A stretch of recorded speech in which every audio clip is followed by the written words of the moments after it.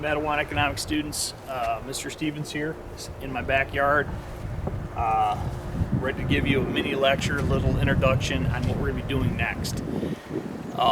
So the next couple of weeks, I'm going to be handing and sending out stuff to you that's related to the concept of macroeconomics. Now, macroeconomics is a second branch of study of economics. I said to you originally in the very beginning of the semester that economics is studied usually in the concept of what we call microeconomics or macroeconomics.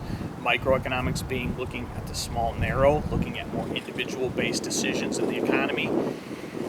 Macroeconomics looking at what we're going to define as big picture. Now, if we look at the board behind me here, this is our textbook definition of macroeconomics. It is a study of economic decision making as the nation's whole economy.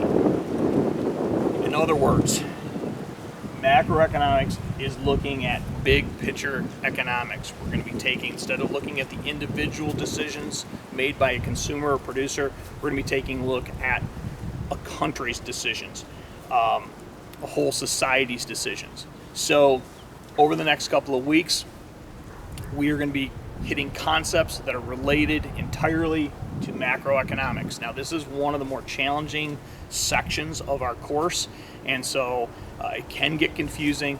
If you do get confused or lost, make sure that you're contacting me. All right, I want to start off by telling you basically what the United States' three major goals is for our United States economy, and they're listed on the board here.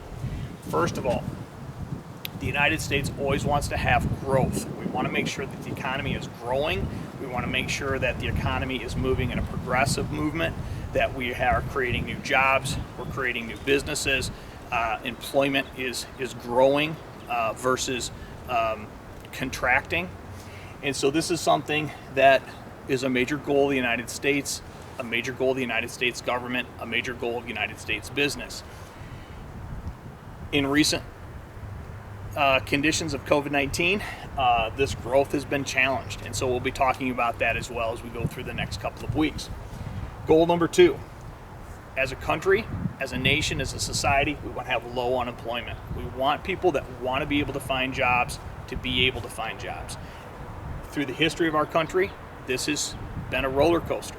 And so we're taking a look at unemployment, we're looking at the times of good times, the times of bad times, but this is definitely a goal that we want to have in our country of having low unemployment pretty across the board as our nation moves forward.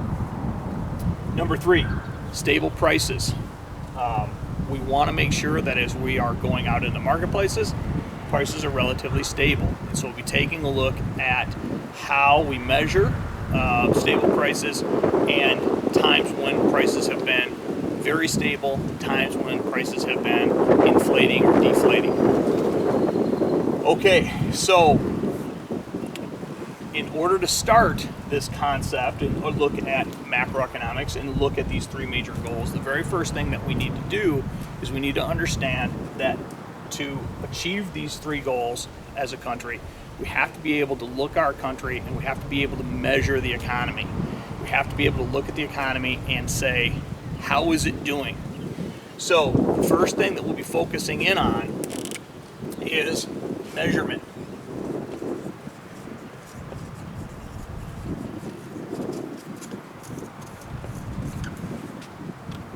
How are we going to go ahead and determine that these things are taking place or not taking place?